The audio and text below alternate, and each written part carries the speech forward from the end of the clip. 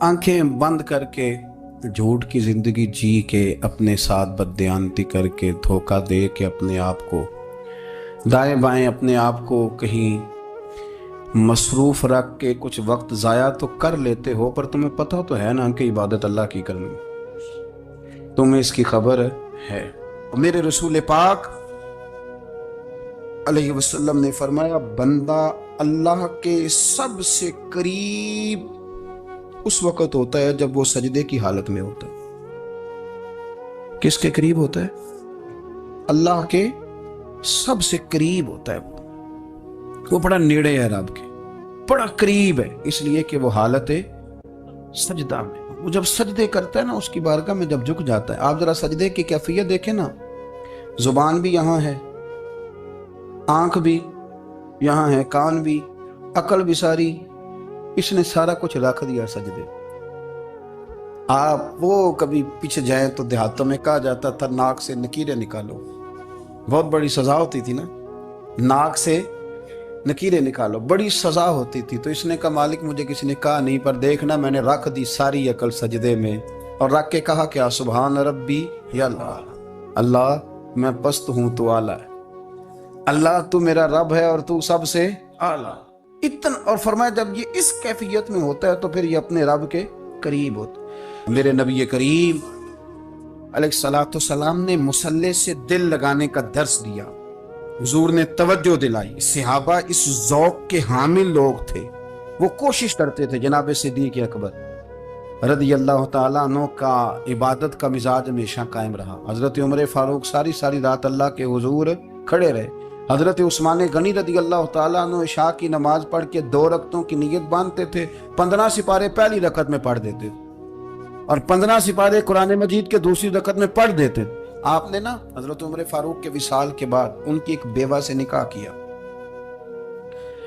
हज़रत उस्मान गनी ने निकाह किया। वो खातून आपके निकाह में आई तो अर्ज़ करने लगी, अमीरुल मोमिनीन मेरे लिए एजाज़ तो बहुत है कि मैं अमीरुल मोमिनीन की बेवा थी तो अमीरुल मोमिनीन की मनकूहा हो गई हूँ, लेकिन हुजूर न तो मैं जवान हूँ कि मेरे अंदर रग़बत होती और ना मैं अब इस काबिल हूँ कि कोई खिदमत कर सकूँ, मेरे साथ निकाह की वजह क्या बनी? तो उस्मान गनी रो पड़े, फरमाने लगे मैंने उमर फारूक को मस्जिद में अपने रब से डरते हुए देखा, मैंने उसे रोते हुए देखा, अदल करते देखा, इंसाफ करते देखा, उम्मत की खैर खाई करते देखा। तुम्हारे साथ निकाह इसलिए किया है कि तुम मुझे ये बताओ कि उमर फारूक घर के अंदर अपने रब को कैसे राजी करते, घर के अंदर कैसे राजी करते थे, वो तरीके बतलाओ, तुम बताती जाना और मैं भी उसी तरह घर में इबादत करूं। जिस घर में अल्लाह का जिक्र होता है वो घर जिंदों का है, और जिस घर में रब करीम का जिक्र नहीं होता वो घर जिंदों का नहीं है। घर ना हम ना किताबों में पढ़ते हैं कि एक बुजुर्ग कहते हैं, हज़रत फुज़ैल बिन अय्यास कहते हैं कि मैं एक गली से गुजर रहा था तो घर के अंदर किसी कारी सामने कुरान की आयत पढ़ दी, वली मन खाफ मकाम रब्बिही जन्नतान। मैं तो मेरे कानों से टकराई तो अल्लाह ने मेरी काया ही पलट दी, मैं तौबा कर गया। अब घर के अंदर से आवाज़ आए तो सही ना तिलावत की, पर अंदर से आवाज़ आती नहीं है, डेक बजने की आवाज़ आती है, या टीवी चलने की आवाज़ आती है, या धूम मचाने की आवाज़ आती है। इबादत का वो जो ख़ास शौक़ था, वो जो हुस्न था, वो जो तवानाई थी, वो जो बात थी। एक जगह पे हम बैठे थे तो वहाँ एक साहब आए और उन्होंने आते ही कहा कि मेहरबानी करें ज़रा मुझे मुसल्ला दे दें, मेरे ना कुछ नफल रह गए। तो मैंने वुज़ू कर लिया तो कोई मुसल्ला मिल जाए, मुसल्ला उन्हें दे दिया गया। वो मुसल्ला लेके चले गए तो पीछे एक साहब ने तबसरा किया, कहने कितना रियाकार बंदा है, लोगों को दिखा रहा है कि मैं नफल पढ़ता हूँ, है को बात करने वाली। मैंने उसे कहा, मैंने कहा तू मेहरबानी करना, इस तरह की रियाकारी तू भी कर, पकड़ मुसल्ला और जा तू भी थोड़ी रियाकारी करके आ, उठ जरा शुक्र कर को ये रियाकार भी मिला है, कोई नफल पढ़ के रियाकारी कर रहा है। अल्लाह का मैं कहता हूँ को पढ़े तो सही ना यार, ये कोई दौर है नफल पढ़ने का, इसमें तो लोगों का मिजाज ही नहीं, तबीयत ही नहीं। मैंने कहा चल मेहरबानी कर, ये ले मुसल्ला और तू भी जा थोड़ी सी या कार्या रियाकारी करो तो सही ना, मिजाज ही नहीं। ज़ौक़ जुम्मे की नमाज पढ़ के यूं दुनिया भागती है, ओहो हो पता नहीं कौन सी पीछे आग थी जो बुझाई जाएगी। और आज तक लोग मसला पूछ रहे हैं कि जुम्मे की बाद वाली सुन्नतें कितनी होती हैं। मैंने कहा कितने साल हो गए जुम्मा पढ़ते, कितने साल हो गए, अभी तक सुन्नतों का नहीं पता, अभी तक ने इल्म के पहले कितनी रखते हैं और बाद में कितनी रखते हैं। फजर की सुन्नतें कब पढ़नी चाहिए, सुनो फजर की सुन्नतों के बारे में। میرے رسول کریم سید عالم صلی اللہ تعالیٰ علیہ وسلم سے ایک صحابی نے پوچھا تھا حضور میری فجر کی سنتیں رہ گئیں یا رہ جاتی ہیں تو حکم کیا ہے؟ کیا انداز ہے حضور کا، بخاری مسلم کے لفظ سنو، حضور سید عالم صلی اللہ علیہ وسلم فرمانے لگے، اس نے کیا پوچھا تھا، حضور جواب کیا دیتے؟ فرمایا فجر کی سنتیں کبھی نہ چھوڑنا، فجر کی پہلی 2 سنتیں کبھی نہ چھوڑنا۔ یا رسول اللہ صلی اللہ تعالیٰ علیہ وسلم میری رہ گئی ہیں، رہ جاتی ہیں، فرمایا فجر کی 2 سنتیں نہ چھوڑنا، فرمایا فجر کی پہلی 2 سنتیں مجھے دنیا اور دنیا کے اندر جو کچھ ہے وہ سب سے زیادہ پیاری ہے۔ فجر کی 2 سنتیں دنیا اور دنیا میں جو کچھ ہے مجھے وہ سب سے زیادہ پیاری ہیں، اس لیے فجر کی سنتیں نہ چھوڑنا۔ اپنا ذوق، اپنی طبیعت، ہم نے نا ذوق غلط بنا لیا ہے۔ اگر 20 بندے کہہ بھی دیں گے تو نے بڑی شاندار تلاوت کیا تو کیا اس سے بنے گا؟ 100 بندہ کہہ بھی دے تیری کیا بات ہے، کیا بات ہے نعت خاں کی، کیا بات ہے علامہ صاحب کی، پیر صاحب کی، پیر مہر علی شاہ صاحب رحمت اللہ علیہ، آپ تشریف فرما تھے تو آپ کے ایک ہی بیٹے بابو جی جن کو کہا جاتا ہے، جس دن صاحبزادے پیدا ہوئے تو خادم نہ وہاں سے نکلا، ان لوگوں کے شوق اور طرح کے تھے نا تو ان کی توجہ بھی اپنے شوق کی طرف رہتی، تو خادم نکلا اندر سے، پیر صاحب مبارک ہو، پیر صاحب مبارک ہو، پیر صاحب مبارک ہو، پیر صاحب مبارک ہو، شور کر رہے ہیں، تو پیر صاحب کو وجد ہو گیا، اللہ اکبر اللہ اکبر اللہ، کیا ہوا، کس بات کی مبارک دے رہے ہو؟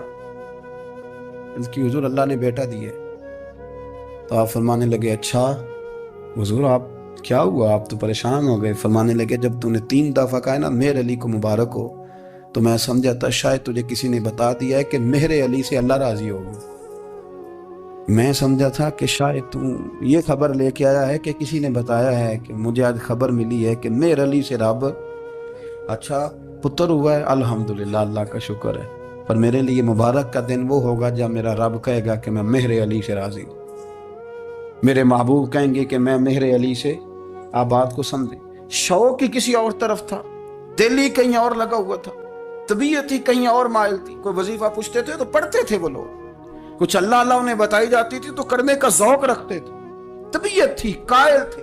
حضرت ربیع کہتے ہیں میں بڑی دور سے سفر کر کے گیا حضرت اویس کرنی سے ملنے، بڑی دور سے، اور جب میں پہنچا تو فجر کا وقت تھا، تو حضرت اویس کرنی کو میں نے پا لیا، تو وہ نماز پڑھ کے نا قرآن شریف لے کے بیٹھ گئے، فرماتے ہیں اشراق چاشت کا وقت ہوا تو نفلوں کی نیت باندھ لی، محدث ابن الجوزی نے لکھا ہے، فرماتے ہیں پھر جب زوال کا وقت ہوا تو مسجد میں جھاڑو دینے لگ گئے، زور کی نماز پڑھ کے تو عصر کی تیاری تک وہ مسجد میں بیٹھے رہے، اور میرے نبی پاک علیہ السلام نے فرمایا جو نماز کے انتظار میں بیٹھا ہو وہ نماز ہی میں ہے، وہ نماز ہی میں ہے، فرمایا میری دنیا میری امت کی جو رہبانیت ہے نا وہ اتنی ہے کہ نماز کا انتظار کرے، اذان کے بعد نماز کا یہ راہب ہے، یہ اس وقت چھوڑ کے بیٹھے ہیں سارا کچھ، فرماتے ہیں عصر تک انہوں نے اللہ اللہ کی، پھر مغرب تک کی، عشاء کی نماز ہوئی تو نماز پڑھی تو وہ تھک گئے، اب مجھے وہ فارغ ہوں مصلی چھوڑے تو میں ملاقات کروں نا، کہ آپ حیران نہ ہوں کہ اتنی دیر بندہ کیسے اللہ اللہ کر، ہم نے کی نہیں نا اس لیے ہم پریشان ہیں، جو عادی ہوتے ہیں وہ کر بھی لیتے ہیں، وہ یہ کام، میری بات کی سمجھ آ رہی ہے؟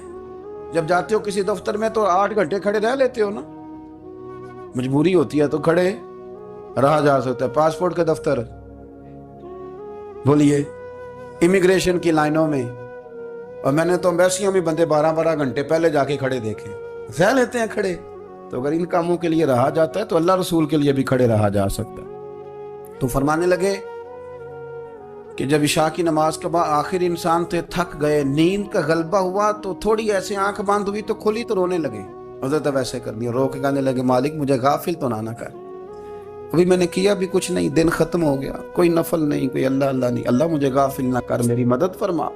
فرماتے ہیں جب وہ روئے تو میرے ساتھ جو شخص تھا میں نے کہا اٹھو چلیں، کہنے لگا حضور ملنا نہیں، فرمایا جو میں لینے آیا تھا وہ مجھے مل گیا ہے، جو میں ان سے سیکھنے آیا تھا وہ مجھے نصیب ہو گیا، اب اور میں نے کیا لینا، ختم ہو گئی بات، اٹھو چلیں۔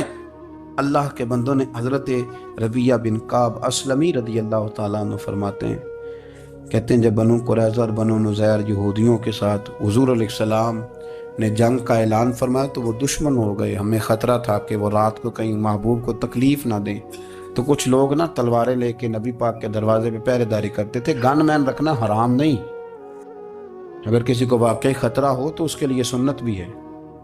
حضرت علی المرتضیٰ تلوار لے کے حضور کے گھر کا پہرا دیتے تھے.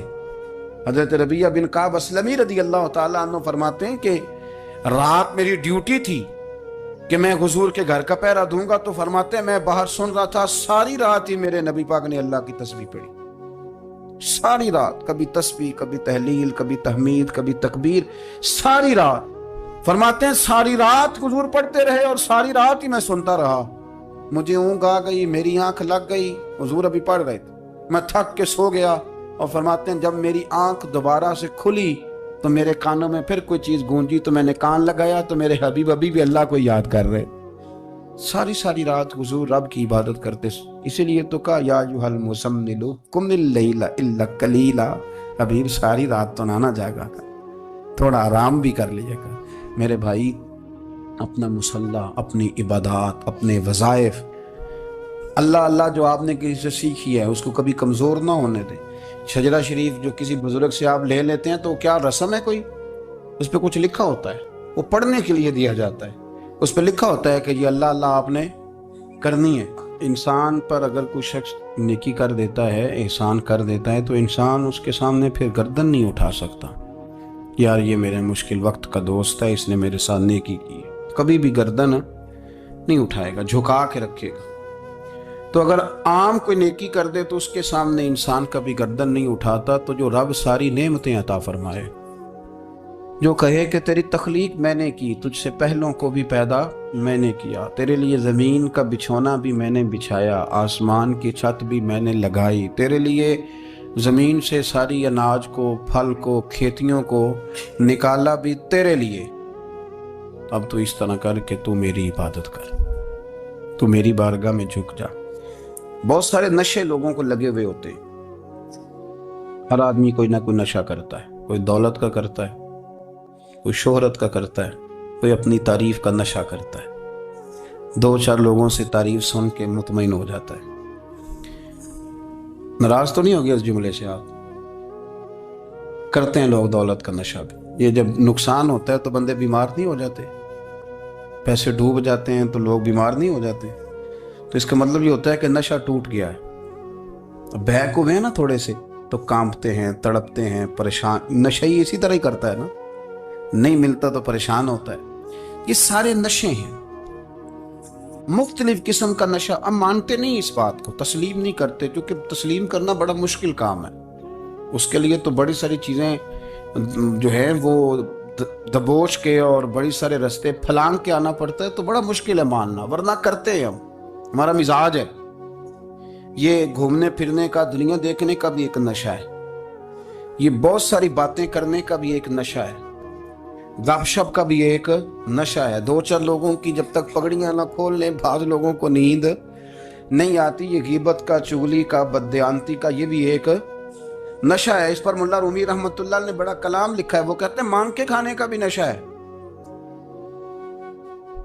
مانگ کے کھانے کا بھی نشہ ہے. وہ کہتے ہیں کہ ایک بھیک مانگنے والی خاتون تھی، تو بادشاہ کے پاس بھیک مانگنے آئی، تو بادشاہ کو پسند آ گئی، اس نے شادی کر لی. اب اس کو عادت تھی بھیک مانگ کے کھانے کی. تو وہ کنیزوں سے کہا کرتی تھی کہ فٹافٹ نہ روٹی لے کے آیا کرو، میں 2-3 دفعہ مانگوں تو پھر لایا کرو.